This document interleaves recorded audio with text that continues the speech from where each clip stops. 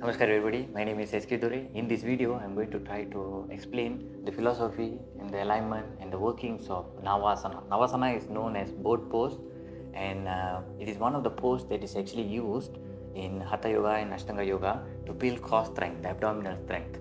Now, why do we need to build core strength? It is related to one of the character that we should have in our day-to-day life. The seat of fear is actually located on the abdominal region. If you notice, whenever that we are actually, let's say if someone is trying to attack us, let's say when someone is trying to attack us, during the time that they are actually trying to attack us, what we will do, the first thing that we will do is we will actually pull out our abdomen.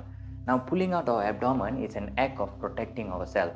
So that is why an act of protecting ourselves, and the abdomen is actually pulled in first because that is where the seat of fear is located. So by strengthening the seat of fear, which is the abdominal region, we will be able to create the characteristics within us, a fearless characteristic within us, which will be an important element for us to go through all the challenges in our day-to-day life. Also, if you notice Navasana, what is the characteristics of a boat? A characteristic of a boat or a ship is to not sink. That is the characteristic of that is the purpose of a boat or ship. It is not to sink. When you're actually sailing or when you're actually in the sea, you are not supposed to sink. So similarly, what we are trying to achieve when you're actually doing Navasana is by performing or by doing Navasana, it is actually philosophically, it creates a mindset within us. No matter what are the challenges, the waves of challenges that we'll actually go through in our day-to-day life. If you see, our life always has an ups and downs. It is never it is never like a smooth sailing journey. There is always different type of challenges that we face in our day-to-day life. Similarly, the waves in the sea are always up and down, up and down. There are always different type of waves coming in and out. But the objective of the ship or the boat is to stay afloat. So similarly, when you are performing Navasana, you are trying to remind yourself that even though there might be a lot of challenges in your life, you will be able to stay afloat and face all these challenges and overcome all these challenges in your life successfully. Now, we must also remember when we are actually sailing in the sea, the captain of the ship should be fearless, because when the captain of the ship is fearless, he will be able to navigate through all the challenges successfully. Now, who is the captain of the ship? We are the captain of the ship. This is our body, and we will use this body to sail in the challenges of life.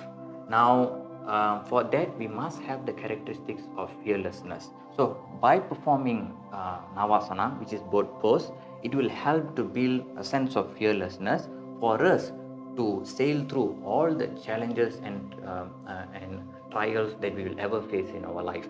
So this is the philosophical part of Navasana. And then now I will actually show you the basic alignment and what we need to do in order to, and the variations that is related to Navasana that will help us to execute this pose stage by stage, from beginners to intermediate to advanced practitioners. So how can we start doing this posture? Is from the position of Dandasana, which is extending this leg forward. Bend the knee slightly until your feet is completely on the ground.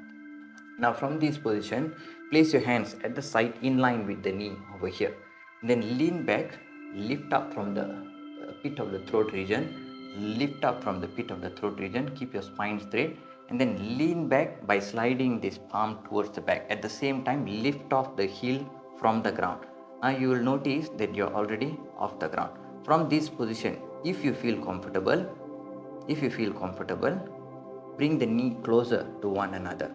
Bring the knee closer to one another. And then stay in this position for anywhere between 10 to 30 seconds. With normal breathing, anywhere between 10 to 30 seconds. Please make sure you do not curve your spine like that in this position. If you feel like you are curving your spine, you feel uncomfortable to hold on to this position, then do a shorter count, maybe 5 to 10 seconds in the beginning. Now, once you feel more comfortable executing this posture, lifting up the neck, lean back, and then you are able to do this posture in a much more comfortable position. Time to go slightly more advanced. What you can do is you can try to cup your hands, and then where you will be actually having very little support on the ground. So this is hold this position also anywhere between 10 to 30 counts, and then from that position you can do the third one. The third one is lifting off the hands off the ground completely and then placing it in line with the knee over here in this position. So you can try to hold on in this position also from anywhere to 10 to 30 seconds, which will help to slowly build abdominal core strength as you consistently approach this posture daily. Now, after a week or two attempting this posture, the next thing that you can do, the next attempt is try to straighten up the leg. So now when we are trying to straighten up the leg all the way straight up, we don't need to do at the first attempt itself, we don't need to bring it up all the way straight by making the knee straight. We can also do a 90-degree turn in this way. Means we are trying to lift off slightly even more than the ground level. Now I will go step by step once again. So you'll be placing your hands on the knee, lift up from the pit of the throat, and then lean back until your heels are off the ground, and then stay in this position. Bring your hands at the side of your knees, make sure your knees are kept together, and then from this position lift up the ankles above your hands. Now you'll notice my ankles are above my hands. Now this will give me different type of challenges. It will engage my core, and then the intensity of the posture will also increase. Now the third variation of this posture is of course going into full Navasana.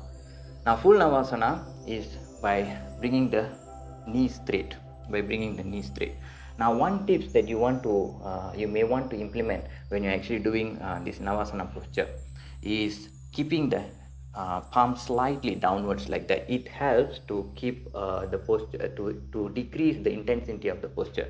For an example, now when you are keeping the spine straight and then leaning back, knee together, lift, and then from this position lift up the knee above the ankle. Now bring the wrist slightly or the palm slightly downwards. It will help to decrease the intensity of the posture. Now stay in this posture anywhere between 10 to 30 seconds with normal breathing.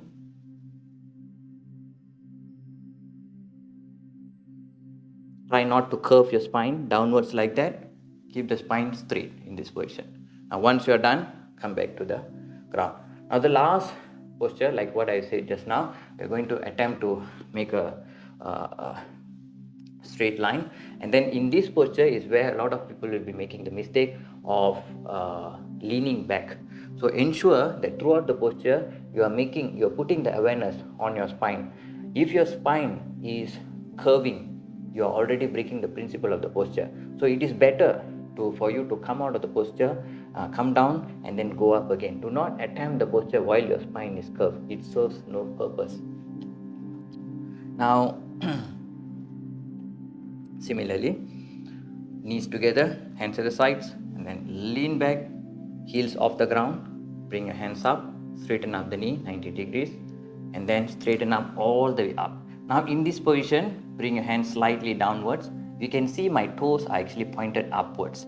Now you can point your toes upwards, or you can slightly turn it towards yourself. Now why we are turning towards ourselves? You will notice in the olden days, all the boats will actually have a head in front, and there will be a symbolical curve in front of the boat. So what we are trying to do by curving the feet towards our body, it is assimilating the shape of the ship. So one thing you have to remember when you're doing Navasana posture is, once you go into full Navasana and then the spine is straight, try to extend the hand forward, like you're trying to go away from your palms like that. So for an example, knee together, up. Now this position is both this position here and here is known as Ardha Navasana, half boat posture. I'm going to attempt the position once again. I'm going to go all the way up straight in this position, placing the hand sideways and then toes pointed towards your body, and then see my hands. I'm bringing my inner chest away from my wrist like that. Now keep in this position and stay in this position anywhere between 10 to 30 seconds. Then come down. Now where should we gaze, where we should look. The ideal position to look is actually at your toes. So if you can keep your gaze at your toes, it will be the best position. So when you are attempting, look at your toes. It will keep your posture steady.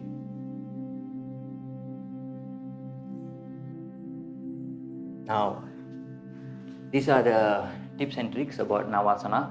Of course, there are many more things that I have not covered over here. In future videos, I will try to cover more things about Navasana. Hopefully, this is helpful to all of you to practice at home. Practice anywhere between 5 to 10 rounds daily if you are practicing Hatha Yoga. Include this as part of your practice if you are trying to build core strength.